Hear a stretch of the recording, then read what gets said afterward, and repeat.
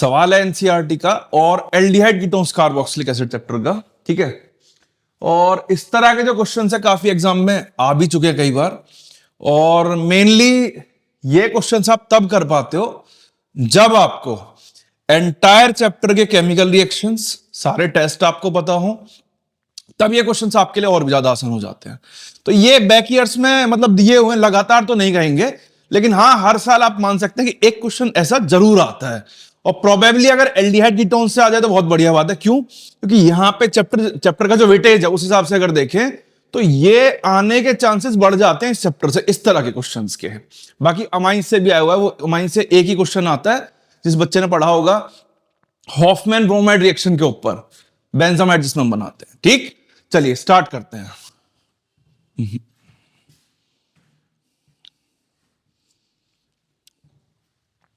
देखिए एक सवाल है एनसीईआरटी का एल्डिहाइड कीटोन्स का, आइए देखते हैं जरा। क्वेश्चन कह रहा है एक ऑर्गेनिक कंपाउंड है, इसमें परसेंटेज है कार्बन का 69.77% और हाइड्रोजन आपको दिया हुआ 11.63%। बाकी आपका बचा हुआ ऑक्सीजन इसके अंदर प्रेजेंट है। तो परसेंटेज की अगर बात आ रही है तो कहीं ना कहीं मैं क्लियर कर दूं, यह सवाल आपका रिलेट करता है इंपेरिकल फॉर्मूला को जो क्लास 11 में आपने पढ़ा होगा। ठीक, आगे सवाल कह रहा है the molecular mass of the compound is 86। Molecular mass आपको गिवन है। अब इस सवाल में कुछ कंडीशंस आपको गिवन दिया, क्या कंडीशंस है आइए रीड करते हैं ध्यान से। क्वेश्चन कह रहा है कि जो आपका कंपाउंड है ये सर ना तो ये टॉलरेंस टेस्ट शो करेगा, लेकिन ये एडिशन कंपाउंड बनाता है जब इसकी रिएक्शन सोडियम बाइसल्फाइड से कराते हैं।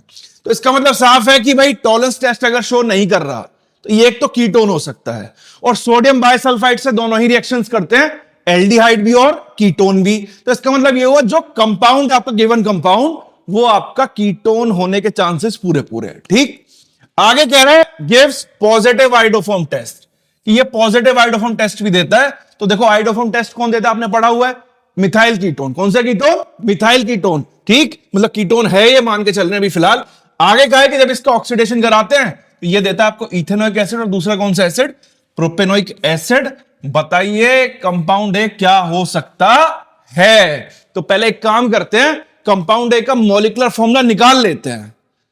एक ही क्वेश्चन है एनसीईआरटी में जो इस तरह का दिया हुआ है, बाकी सभी में मॉलिक्यूलर फॉर्मूला आपको गिवन मिलेगा, और मॉलिक्यूलर फॉर्मूला गिवन है तो स्ट्रक्चर निकालना बहुत ज्यादा आसान हो जाएगा। वो भी देखते हैं फिलहाल कैसे निकालेंगे। देखिए जरा, इंपेरिकल फॉर्मूला निकालेंगे पहले, देन उसकी हेल्प से हम लोग निकालेंगे यहां पे मॉलिक्यूलर फॉर्मूला। देखिए ध्यान से जरा, एक छोटा सा आपको टेबल बनाना है इस तरह से, उस टेबल में कुछ डेटाज लेने इस तरह से, और जो पहला कॉलम हम लेंगे वो ले लेंगे एलिमेंट के लिए। ठीक है, तो 3 एलिमेंट आपको दिए हुए हैं बेटा। कौन कौन से दिए हुए हैं? कार्बन, हाइड्रोजन और लास्ट आपको ऑक्सीजन दिया हुआ है। इसके अलावा जो आपके पास प्रेजेंट है तीनों का परसेंटेज आपको गिवन दिया हुआ है। कितना कितना परसेंट है वो हम लोग लिख लेते हैं। परसेंटेज कितना दिया हुआ है? कार्बन के लिए 69.77, हाइड्रोजन के लिए 11.63, ऑक्सीजन का आप निकाल सकते हो 100, आपका परसेंटेज 100 में से आता है, दोनों का सम करिए ऑक्सीजन का आ जाएगा, तो ये लगभग आपका आएगा 18.6% का राउंड। ठीक, देन इसके बाद में थर्ड कॉलम जो आप बनाएंगे वो बनाएंगे एटॉमिक मास का। ठीक है, अब एटॉमिक मास की अगर बात करें तो एटॉमिक मास कार्बन का आपको पता है कितना होता है, ये होता है आपका 12, हाइड्रोजन का आपका 1 होता है, ऑक्सीजन का क्या होता है 16 होता है। देन बेटा इसके बाद आप निकालेंगे नंबर ऑफ मोल्स। क्या निकालेंगे? Number of moles. तो नंबर ऑफ मोल्स कैसे निकालते हैं सबको पता है, given mass upon molecular mass. तो ये जो परसेंटेज आपको दिया हुआ है इसी को मास कंसीडर कर लेते हैं। जैसे ये बना आपका कितना 69.77 डिवाइडेड बाय 12, 11.63 डिवाइडेड बाय 1, और ये हो जाएगा 18.6 डिवाइडेड बाय 16। आप डिवाइड करते हैं तो ये लगभग आपका आएगा 5.8 के अराउंड। ये आपका सेम एज इट इज 11.63, और ये आपका कितना आ जाएगा 1.16 के अराउंड।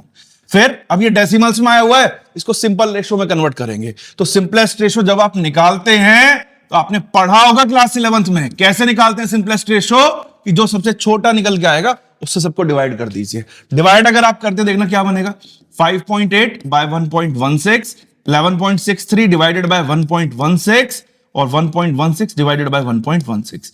तो ये तो क्लियर हो गया। ये तो कितना आएगा 1 आएगा।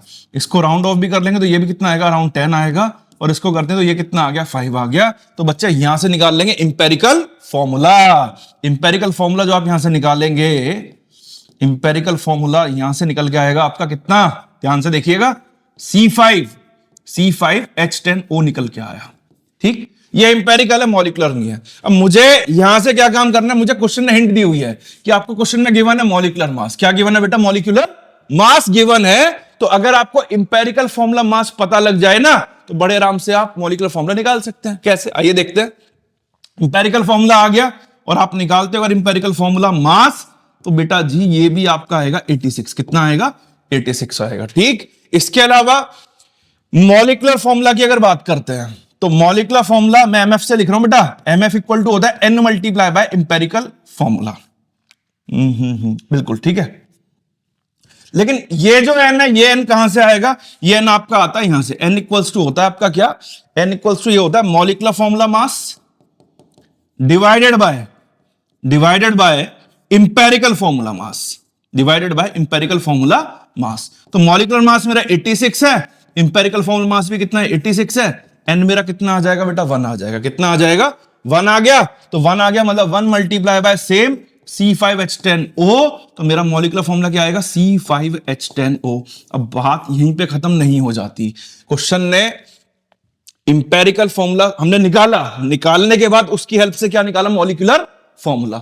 लेकिन क्वेश्चन क्या कह रहा है? क्वेश्चन तो ये कह रहा है आपसे कि भाई derive the possible structure of compound है। अब ये जो कंपाउंड, ये जो मॉलिक्यूलर फॉर्मूला आपका निकला है, इसको आपको एडजस्ट करना पड़ेगा जो भी आपको कंडीशंस दिए इनके हिसाब से। कैसे? क्वेश्चन ने कहा कि जो आपका कंपाउंड है बेटा, ये मॉलिक्यूलर फॉर्मूला है C5H10O। तो क्वेश्चन कह रहा है कि सर ये जो है आपका, पहली हिंट कि टॉलरेंस टेस्ट शो नहीं करता। टॉलरेंस कौन शो नहीं करता? कीटोन। इसका मतलब कीटोन हो सकता है। फिर क्वेश्चन ये भी कह रहा है कि ये रिएक्शन करता है किससे? सोडियम बायसल्फाइड से।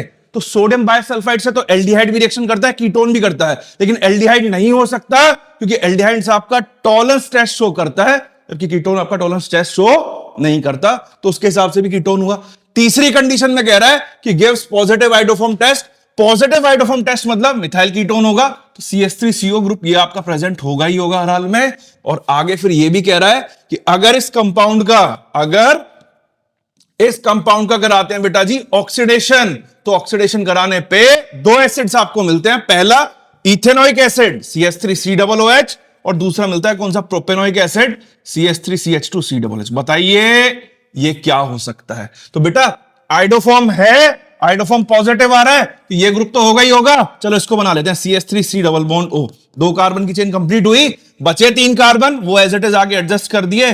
तो कंपाउंड जो आपका निकल के आएगा ना, वो निकल के आएगा पेंटेन 2-on। क्या निकल के आएगा? Pentane 2-on। और इस पेंटेन 2-on का अगर कराते हैं ऑक्सीडेशन, क्या कराते हैं? ऑक्सीडेशन। तो आपको थोड़ा सा अगर पढ़ा हो आपने कि कीटोन्स का जब ऑक्सीडेशन कराते हैं तो ये भी क्या फॉर्म करते हैं? Carboxylic acid.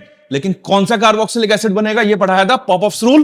तो पॉपऑफ्स रूल में ये बताया था कि ये जो कार्बोनिल ग्रुप है, ये आपका उस एल्काइल चेन के साथ जाएगा जो स्मॉलर होगा। स्मॉलर चेन मतलब इधर 1 कार्बन का चेन, इधर कितना आ रहा है? 3। तो ये आपका 1 कार्बन के चेन के साथ जाएगा और जाने के बाद ऑक्सीडाइज होकर 2 कार्बन का कार्बोक्सिलिक एसिड क्या बनेगा?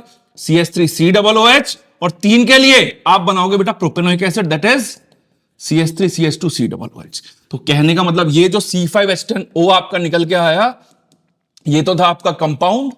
और इसमें भी कि क्या स्ट्रक्चर? तो स्ट्रक्चर बेटा इसका ये होगा पेंटेन 2-on। तो ये इसका फाइनल आपका आंसर है। देखिए ये सवाल बड़े आसान होते हैं अगर आपने एंटायर चैप्टर पढ़ा हुआ है। चैप्टर पढ़ा हुआ है, बिल्कुल भी दिक्कत नहीं आएगी।